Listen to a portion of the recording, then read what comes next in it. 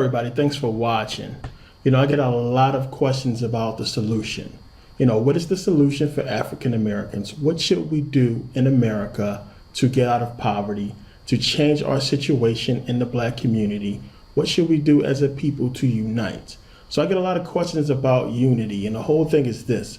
Before we can answer these questions, we have to first understand what the problem is. And this is the thing with African Americans. We don't want to examine the problem. Nobody likes to be critiqued. Nobody likes to have their flaws pointed out. Nobody likes to feel like they're being picked on or they're being told something that is not true or that they feel is not true. So let's examine this whole thing. What is our issue with this system that we live in? What is the issue that African Americans have as a people? What do we all say? We are not getting our fair share. We are not getting equal treatment under the law and in this system because simply we are Black. Because we are Black. That's how we feel as African Americans, that because white people are racist and because the system is racist, we are not getting our fair share. We are not being allowed to reach a level of success that white people are and some other races are. As African Americans, we are being purposely held back. This is our argument. We get into the system and we look at the prison rate of African Americans. We look at the dropout rate in our education system. We look at our schools and how they have, inadequate materials and equipment and books versus white schools. So now let's take a look at African American history. Let's look at what has taken place since slavery, since the slaves was freed. Let's go to Black Wall Street. Let's look at what took place in Oklahoma. Now, here you have African Americans who basically follow everything that they were supposed to follow, and they became successful. Everything that we are heckled about today, everything that we are told we are not doing today, these African Americans did back then. And they were successful, and they had a town called Little Africa or Black Wall Street. They had a town that was highly successful, that competed with every other white town in that area. They were very successful, and look what happened. Their town was burnt to the ground. They were killed. They were looted because they was highly successful. These people did absolutely nothing wrong. They did nothing wrong. Yet their success was destroyed because it did what? It rivaled white success. They became jealous. So let's go a little bit further and let's look at the whole Black Star line. Let's look at Marcus Garvey and what he was trying to do. Marcus Garvey, the whole Pan-African movement, and him trying to basically get African Americans to see how precious Africa was, how we needed Africa, how we needed to go back there and unite Africa and show them what they had so that these Europeans and these Asians could not exploit them and take their wealth. Marcus Garvey, he was doing it. He was very successful. He had millions of followers, yet they discredited him and caused him to have to leave America. Another fail. Now we can go to, Dr. King and the whole civil rights movement, assassinated. We can go to Malcolm X, assassinated. We can go to Khalid Muhammad, assassinated. We can look at all of our African American leaders who tried to actually do something to help Black people, and they were killed. Let's even look at the whole welfare system. So now we know the whole welfare program came up through the Great Depression. A lot of people need help back then. But when we look at welfare today as it relates to African Americans, it's basically designed to keep you from doing what? Being successful. Now, if you have a constant flow of money coming in, you have somebody paying your rent, you got somebody paying for food and helping you pay your bills, you are not going to get up and be successful. You're going to stay right there and accept that money. And this is the crutch that we have in the African American community. There's too many people who are on welfare saying that, hey, because my baby daddy this, or because I can't find a job, or because this and that, I have to be on welfare. And in a lot of cases, that is the truth. We know how the system is set up, that if you have a felony, if you have a criminal record because you had to sell drugs to feed your family, it's going to be hard for you to get a job. So yes, some people are going to need to be on welfare. Some people are going to need help. Some people are going to need something to help them get through, the month and put food on the table. But when we look at this thing, When we look at the fact that there is no real serious programs designed to help these people get off of welfare and to get into the workforce, there's no reason why a person should be on welfare for years. There's no reason why it should take that long for a person to get out of this poverty and get into a situation or get into a job where they can be successful. So when we look at welfare, when we look back at everything I just described, what does this tell you about this system? It does not want us to be successful. They are not just going to pass some laws that's going to allow us to rise up and rival their power and rival their success. You have to understand how things work in America. So now let's look at the President of the United States. Look at where he's standing. Look at what's behind him.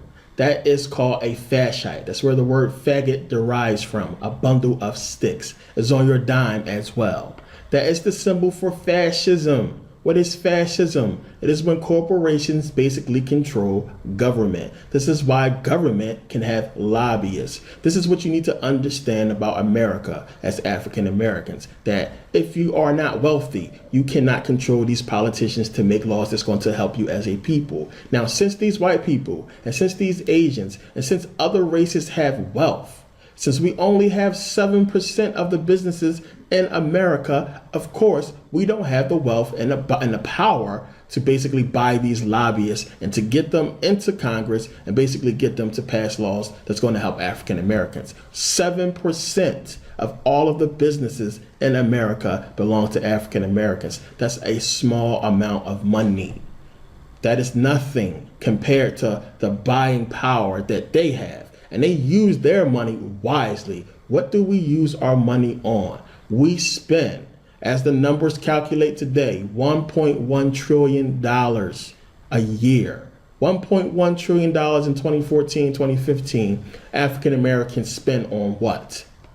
Nobody buys more electronics than we do. Nobody watches more TV than we do. We spend more money on entertainment and things that we don't need than things that we do need. You have to understand that when the Jewish community, a lot of you people live with your grandmothers. A lot of you people live with people who are elderly, grandmothers, or, your aunt who's old, or your mother who's old, or what have you. A lot of African Americans was raised by their grandma. Now, instead of you purchasing $1 million life insurance policy, you rather, I got to pay my cell phone bill. I got to pay the cable bill. I got to buy these Jordans. You rather spend your money a month on something that is not going to help you than to spend your money on a life insurance plan that's going to ensure your wealth and success for the rest of your life. And then you can pass that on from generation to generation. You know what the Jews do? They make sure they have life insurance policies on their relatives. So when they die, guess what? They're in the money. This is one of the things that we are not doing as African Americans. So now understand, in order for us to make a change, we have to affect the people who can actually make this change happen. But we have to be rich to do it. It takes money. Everybody's sitting back thinking that because they are the government, they are supposed to do the right thing by black people. No, you have seen over the years that they are not going to simply allow us to rise up in power. Because if we do rise up, guess what? We can afford these lobbyists. We can afford to put people in Congress. We can afford to probably put a senator or our own president or our own Congress member in Congress in a position of power to rival their power. They're not going to simply let that happen easily. It's not going to happen. We don't have any black businesses. And then the money that is in the black community does not stay there. We're talking about the money in the Asian community stays a month. It circulates for a month before it leaves. In the Jewish community, 20 days before it leaves. In the white community, 17 days before it leaves. In the African American community, 6 hours. That's how long our money stays within our community before it leaves. 6 hours. How do we expect anything to happen with our money staying in our community for such a short amount of time? And everybody's wondering why. Why are things the way it is? You have to understand the system. Yes, we are in the system. So we got to play the game and we got to learn how to play it. We can't be sitting back saying that, well, we should get this, when they have been showing us for years that they're not just going to give us anything, but what they want us to have. And what they want us to have is not good for us. So now understand, even though nobody spends more money than African Americans, nobody shops more than we do, corporations only spend 3% of their advertising budget to advertise to African Americans. Why is that? Because they have us figured out, which is why we can't figure out a way out, because they have us figured out. How is that? What is going on? You have to understand that the African American community, whether you want to realize this or not, we operate under popular culture, plain and simple. So, since we operate under popular culture, since our kids live a whole hip hop lifestyle, then all we have to do is pay attention to the Nielsen ratings. Let's pay attention to what African Americans are watching, what they are talking about the most on Facebook. Let's advertise to them during these times. That's all we need to do. They're going to watch Empire. They're going to watch football. They're going to watch these black shows. They're going to watch certain things. They're going to conform to these trends of hip hop and this whole culture that we established for them. So we don't need to spend all our money to advertise to them. And then some companies don't want to spend money because they honestly don't want to let other people know that they want you to buy their stuff. We buy from a lot of racist corporations. And then we floss and thinking that we're doing something. Meanwhile, the owner of this corporation hates black people. We got to understand what we're doing here. We got to understand that this culture that we live in, that we think is us, is not us. It is set up for us to fail. This is what we have to realize. So now understand, and this is one of the sad parts about this whole thing. This is one of the realest things that we need to understand. The way we walk right now, the way we talk, the way we act and dress, it's not us. You walking around thinking that you are a certain way when you don't even know who you are. Everything that you listen to, everything that you say, the whole popular culture, the whole hip hop culture was given to you. You are a fabrication. You are their invention. You don't think they understand what happens in the African American community? They know exactly what we are doing because they give it to us. African Americans do not decide what goes on TV. We don't decide what goes on the radio. We don't decide what goes on albums. We don't decide the trends. We don't decide these things. These things are decided for us.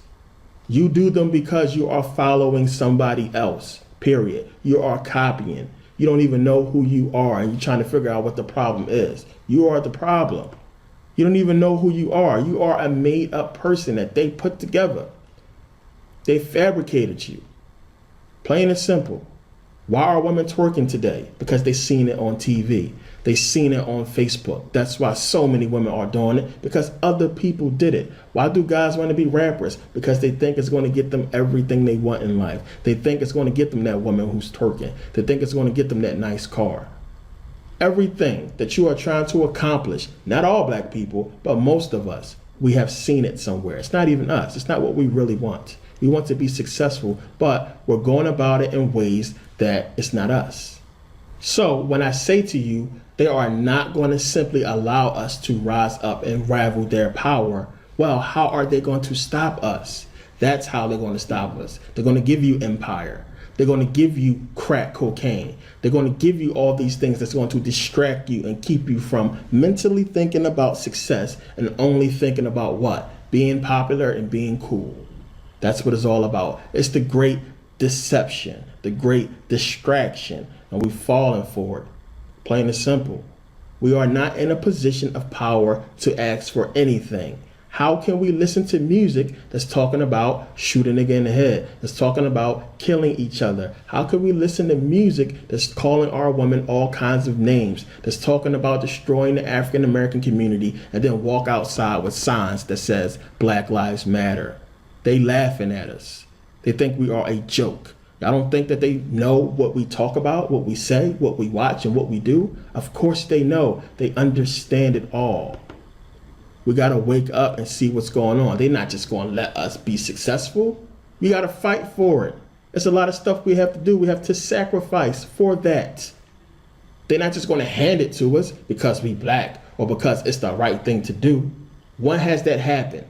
So when African Americans say, oh, well, white people do the same thing we do. white people go to jail like we do, white people listen to hip hop music, and white people do this, and white people are on welfare as well, and they get food stamps as well. Yes, all these things are true. In fact, there are more people getting food stamps that are white than are black. That is a fact. But I don't understand why anybody would be surprised by that when African Americans only make up 13% of the population. So it's nothing to be shocked over. It's more of them than us. That's an obvious thing.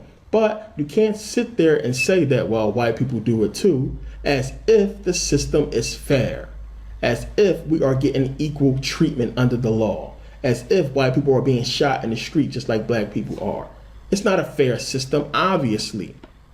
Obviously, that's the whole purpose of the whole Black Lives Matter movement.